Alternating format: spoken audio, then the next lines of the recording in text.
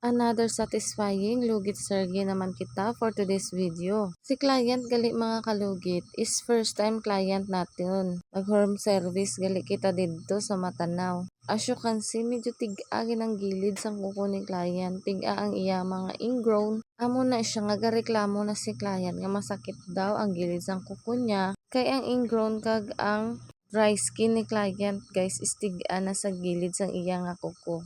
So for the lugit serge, keep watching lang mga kalugit. Amo lang to. Okay, bye.